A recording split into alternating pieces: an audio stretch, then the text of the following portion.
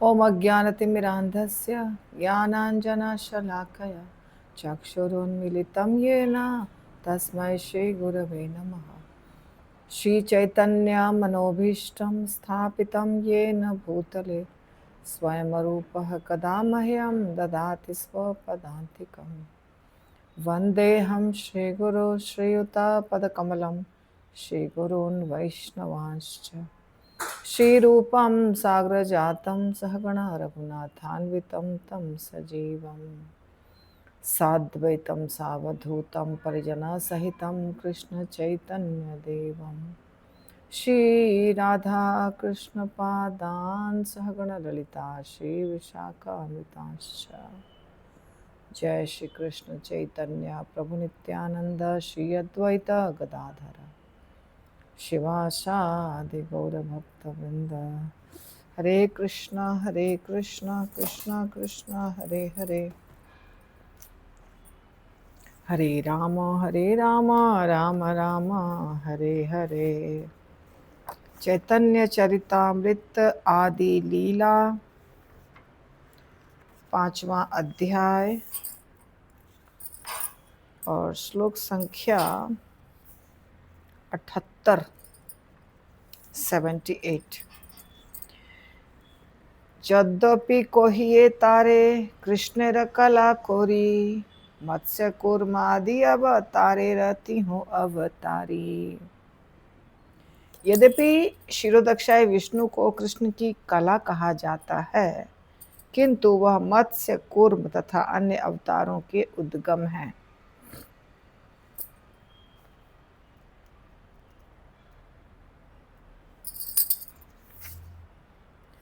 एते चांस कला पुंसा। अच्छा, इसमें कुछ खास नहीं बोलना है। ये वाला जो श्लोक है ये क्षीरोदक्षाय विष्णु के बारे में है। क्षीरोदक्षाय विष्णु से ही सारे अवतार प्रकट होते हैं, तो इसलिए कहा जा रहा है कि यहाँ पे भगवान के इस अवतार को कला कहा जाता है, परंतु इस अवतार से ही क्षीरोदक्षाय विष्णु और क्षीरोदक्षाय विष्णु से ही विभिन्न प्रकार के अवतार प्रकट होते हैं, मत्स्य कूर्म इत्यादि अवतार प्रकट होते हैं।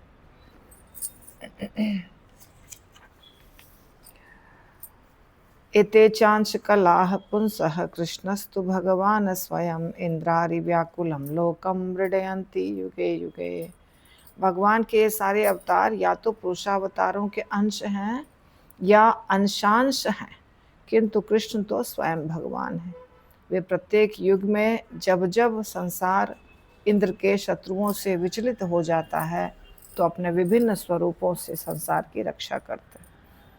तो ये श्रीमद् भागवतम का श्लोक है। एते चांस कलाः पुंसः कृष्णस्तु भगवान स्वयं 1.3.28।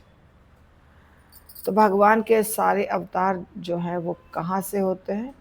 या तो पुरुषावतारों के अंश हैं या अंश के भी अंश हैं, अंशांश हैं। लेकिन कृष्ण भगवान किसी के अंश नहीं हैं। कृष्ण भगवान कला नहीं है, अंश नहीं है, वो पूर्ण भगवान है और वो प्रथम पुरुष है। प्रथम पुरुष मतलब आदि पुरुष, उनसे ही पूरी दुनिया प्रकट हुई है। गोविंदम आदि पुरुषम, तो स्वयं भगवान है। स्वयं भगवान यानी उनके पहले कुछ भी नहीं था, और वे आते हैं प्रत्येक युग में जब परित्राणाय साधूनां विनाशाय च दुष्कृताम धर्म संस्थापनार्थाय संभवामि युगे युगे। धर्म की रक्षा करने के लिए, दुष्ट लोगों का विनाश करने के लिए, साधुओं की रक्षा करने के लिए भगवान आते हैं। जब जब धर्म की हानि होती है तब तक भगवान आते हैं। सेई पुरुष सृष्टि स्थिति प्रलय करता नाना अवतार कौरे जगते भरता। वही पुरुष यानी क्षीरोदक्षाय विष्णु सृजन पालन और संहार करने वाले हैं। वह नाना अवतारों में अपने आप को प्रकट करते हैं क्योंकि वो जगत के पालनहारा है। क्षीरोदक्षाई विष्णु जो तृतीय पुरुष हैं, तीसरे नंबर के पुरुष हैं। प्रथम कारणोदक्षाई, द्वितीय गर्भोदक्षाई, तृतीय क्षीरोदक्षाई। तो क्षीरोदक्षाई विष्णु तृतीय पुरुष हैं और प्रत्येक जीवात्मा के हृदय में वास करते हैं और सृष्टि के प्रत्येक कण में क्षीरोदक्षाई विष्णु विद्यमान है। तो क्षीरोदक्षाई विष्णु क्या करते हैं? क्षीरोदक्षाई विष्णु विभिन्न प्रकार के अवतार लेते हैं और सृष्टि भी करते हैं, पालन भी करते हैं, संहार भी करते हैं। यानी कि ये जो चीजें बताई गई हैं, शिव जी, ब्रह्मा जी और ये सब विष्णु भगवान, ये तीनों कार्य यहाँ बताया जा रहा है। देखिए, से ही पुरुष सृष्टि स्थिति प्रलय करता, सही पुरुष यानी क्षीरोदक्षाई विष्णु। यहाँ प्रभुपाद ने लिखा है क्षीरोदक्षाई विष्णु, तो मैं कुछ नहीं अपने मन से बोल रही हूँ। ये तीनों कार्य करते हैं।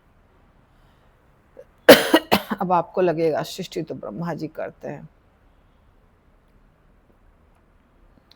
तो इसके ऊपर जब प्रभुपाद कोई प्रवचन नहीं दिए हैं तो मैं क्या बोल सकती हूँ। शिष्टादि निमित्ते जेई अंशेर अवधान, से अंश को ही अवतार नाम। सृजन, पालन और संहार के निमित्त प्रकट होने वाले ये महापुरुष अंश अवतार कहलाते हैं। सृजन, पालन और संहार, ये तीन चीज के लिए जो प्रकट होते हैं वो क्या कहलाते हैं? अंश अवतार। पूर्ण अवतार नहीं, अंशावतार है। आद्य अवतार महापुरुष भगवान, सर्व अवतार बीज, सर्वाश्रय धाम। वे महापुरुष भगवान से अभिन्न हैं। वे आदि अवतार अन्य सबों का बीज तथा हर वस्तु के आश्रय है। कहीं पर भी प्रभुपाद ने एक शब्द भी, एक लाइन भी नहीं लिखा है, इसलिए मैं भी कुछ नहीं बोलूंगी, क्योंकि प्रभुपाद बोलते तो मैं आपको बताती, लेकिन प्रभुपाद ने कुछ परपोर्ट नहीं दिया है। आद्य अवतारः पुरुषः परस्य कालः स्वभावः सद सन्मनश्च द्रव्यं विकारो गुण इंद्रियाणि विराट स्वराट स्थानु च ऋष्णु भूम्नः। पुरुष भगवान के आदि अवतार हैं। काल, स्वभाव, प्रकृति, कार्य कारण रूप, मन, भौतिक तत्व, मिथ्या अहंकार, गुण, इंद्रियां, विराट रूप, पूर्ण स्वतंत्रता तथा चर और अचर प्राणी अंतत्व अथवा उनके ऐश्वर्य रूप में प्रकट होते हैं। अब इसका परपोर्ट दिया है प्रभुपाद ने, तो हम देखते हैं उसको। लघु भागवतामृत में अवतारों एवं उनके लक्षणों का वर्णन करते हुए बतलाया गया है कि जब भगवान कृष्ण जगत के कार्यकलाप चलाने के लिए अवतरित होते हैं तो वे अवतार होते हैं। अवतार के दो भेद हैं, शक्त्याविष्ट रूप भक्त और तदेकात्म यानी स्वयं भगवान।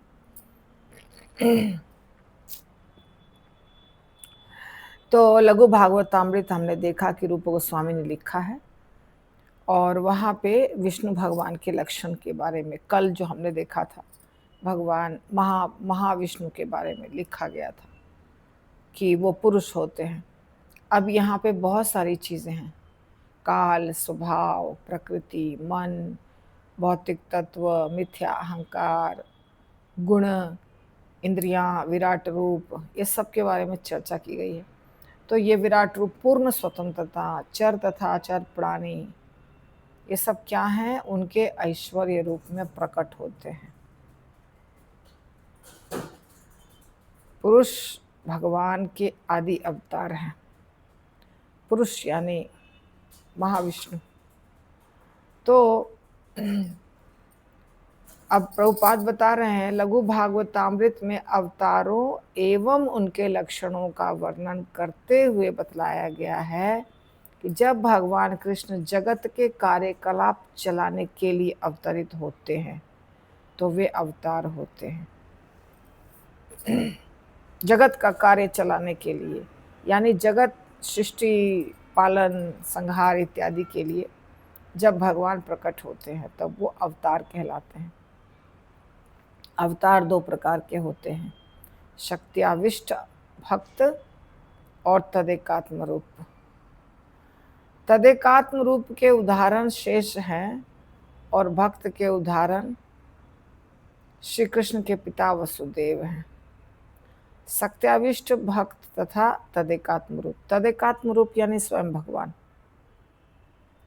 तदेकात्म रूप के उदाहरण शेष हैं। शेष यानी शेषनाग जी, समझ में आया क्या? अनंत शेष। और भक्त के उदाहरण है वसुदेव। ये देखिए, ये दो उदाहरण दिया है। एक हो गया सत्याविष्ट। सत्याविष्ट का मतलब जिसमें शक्ति दी गई है। तो सत्याविष्ट भक्त और स्वयं भगवान तदेकात्म। तदेकात्म, ये दुनिया को रचने के लिए भगवान जब प्रकट होते हैं तब की बात हो रही है। अब दुनिया में कुछ कार्य करेंगे भगवान, तो उसमें दो रूप है, तदेकात्म और सत्याविष्ट। तदेकात्म का मतलब होता है स्वयं भगवान, यानी तदेकात्म का उदाहरण शेषनाग। शेषनाग यानी बलराम जी। पहले भी बताया गया कि बलराम में और कृष्ण में कोई अंतर नहीं है। तो बलराम जी कौन है? स्वयं भगवान। जैसे कृष्ण स्वयं भगवान, वैसे बलराम को भी स्वयं भगवान कहा जा रहा है। और दूसरा है शक्त्याविष्ट भक्त, यानी ऐसा भक्त जिसको शक्ति दिया है भगवान ने। उसका उदाहरण कौन है? भगवान के पिता वसुदेव जी। श्री बलदेव विद्याभूषण ने टीका की है कि यह भौतिक जगत ईश्वर का आंशिक धाम है, जहाँ ईश्वर को विशेष कार्य संपन्न करने के लिए आना होता है। बहुत सुंदर, बात को समझिए। भगवान का अपना जो स्थान है रहने का, वो तो आध्यात्मिक जगत है। वो तो ये दुनिया नहीं है, ये दुनिया तो नहीं है। वो कौन सी जगत है? आध्यात्मिक जगत है वो, जो भगवान का अपना स्थान है रहने का। तो भगवान का जो अपना स्थान है, मतलब भगवान जिसमें रहते हैं उसको मंदिर कहा जाता है। हम जिसमें रहते हैं उसको घर कहा जाता है, गृह।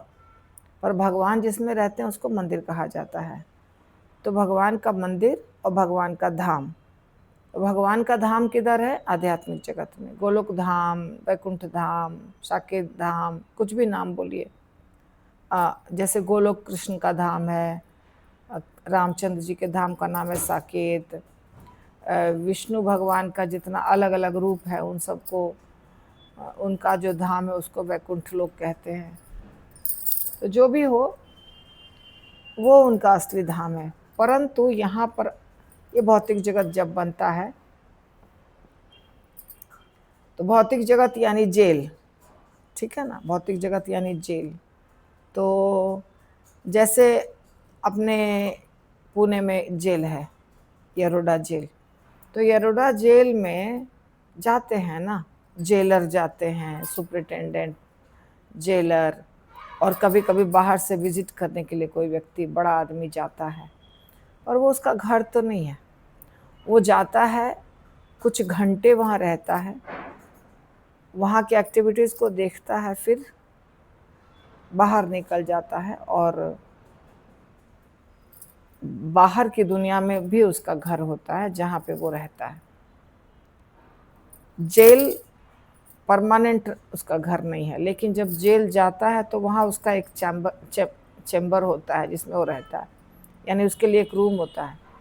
जेलर के लिए वहाँ भी रूम बना होता है, उसमें कंप्यूटर होगा, मोबाइल होगा, लैंडलाइन होगा, सब कुछ होगा वहाँ पे उसके लिए। कैबिनेट होगा, बुक्स होंगे, सब कुछ होंगे जेलर के लिए। कहाँ पे? जेल में।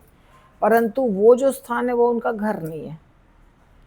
वो कुछ कार्य के लिए गए हैं और वो कार्य करेंगे और चले आएंगे कुछ घंटों के लिए, ठीक है? इसी प्रकार ये दुनिया, भौतिक दुनिया, भगवान का घर नहीं है। यहाँ कुछ कार्य करने के लिए आते हैं भगवान, इसीलिए इसको आंशिक धाम कहते हैं। असली धाम क्या है? जहाँ वो परमानेंट रहते हैं, गोलोक धाम, वैकुंठ धाम, ये सब वो परमानेंट है। तो भगवान कृष्ण जिस अंश से ऐसा कार्य संपन्न करते हैं वह महाविष्णु कहलाता है, जो समस्त अवतारों का शुभारंभ है। अब देखिए, बात समझिए, अच्छे से बात को समझिए कि भगवान कृष्ण जो होते हैं परम भगवान आदि पुरुष, वो आदि पुरुष हैं, उनका स्थान है गोलोक धाम। ठीक है, गोलोक धाम में वो परमानेंट रहते हैं। और वो भगवान जो हैं वो इतने सक्षम हैं कि उनको कोई और कार्य करने के लिए, भौतिक दुनिया का कोई और कार्य करने के लिए स्वयं आने की आवश्यकता नहीं होती है। वो अपने शरीर से एक रूप प्रकट करते हैं, जो रूप किसी विशेष कार्य के लिए होता है। जैसे ये दुनिया में कुछ भौतिक दुनिया बनाना है, आध्यात्मिक जगत तो है, पर आध्यात्मिक जगत में भौतिक जगत बनाना है। जैसे पुणे है, पुणे शहर में कुछ खराब स्वभाव वाले व्यक्ति हो गए हैं, उसके लिए जेल बनाना है। तो पुणे शहर का जो भी होगा व्यक्ति इंचार्ज होगा, या चीफ मिनिस्टर ऑफ महाराष्ट्र होंगे, और शहर के जो मेयर होंगे, या जो भी होते हैं यहाँ पे हेड होते हैं, उनको पुणे का जेल बनाने के लिए खुद आने की ज़रूरत नहीं है, वो ऑर्डर देते हैं। वैसे ही भगवान कृष्ण को ये भौतिक दुनिया बनाने के लिए खुद आने की ज़रूरत नहीं है। वो अपने शरीर से एक प्रकट करते हैं रूप को, जिनका नाम है महाविष्णु, और वो महाविष्णु आते हैं और सारा कार्य होता है। ये जगत बनता है, ये भौतिक जगत बनता है। कैसे बनता है? आपने सुना कि वो प्रकृति पर दृष्टिपात करते हैं। तो ये जो महाविष्णु हैं, ये कहाँ से प्रकट हुए? भगवान कृष्ण से बलराम जी प्रकट हुए, बलराम जी से महासंकर्षण प्रकट हुए, और महासंकर्षण से महाविष्णु प्रकट हुए। ये हमने कल या परसों किया है चर्चा। तो भगवान कृष्ण से पहला कौन रूप प्रकट हुआ? बलराम जी। बलराम जी से कौन प्रकट हुए? महासंकर्षण। महासंकर्षण से कौन प्रकट हुए? पुरुषावतार, यानी महाविष्णु, प्रथम पुरुष। फिर वो प्रथम पुरुष द्वितीय पुरुष को प्रकट करेंगे, यानी गर्भोदक्षाय विष्णु को। फिर गर्भोदक्षाय विष्णु तृतीय पुरुष को प्रकट करेंगे, यानी शिरोदक्षाय विष्णु को। इस प्रकार ये दुनिया की सृष्टि चलेगी, बनेगी भी और चलेगी भी। तो ये समस्त अवतारों के शुभारंभ हैं। शुभारंभ किन से हुआ? महाविष्णु से। मतलब महाविष्णु का निर्माण हुआ है गोलोक धाम में नहीं रहने के लिए, महाविष्णु का निर्माण हुआ है भौतिक जगत को बनाने के लिए, चलाने के लिए। इसीलिए इनके शरीर से ब्रह्मांड प्रकट होता है। अनुभवहीन प्रेक्षक मान लेते हैं कि भौतिक शक्ति भौतिक जगत के लिए कारण तथा तत्व दोनों प्रदान करती है, और जीव प्रकृति के भोक्ता हैं। किंतु भागवत मत के भक्त सारी स्थिति की छानबीन कर लेने के बाद समझते हैं, भौतिक प्रकृति न तो स्वतंत्र रूप से भौतिक तत्वों की पूर्ति कर सकती है, ना ही भौतिक जगत का कारण बन सकती है।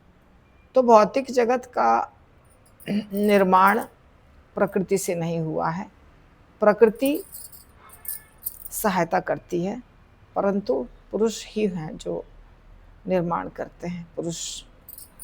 तो भौतिक प्रकृति महापुरुष विष्णु के दृष्टिपात से ही भौतिक तत्वों की पूर्ति करने की क्षमता प्राप्त करती है, और उनसे शक्ति प्राप्त कर लेने पर भौतिक जगत के का कारण कहलाती है। तो अभी देखिए, अब समय हो चुका है, इसलिए आज यहीं रुकेगा।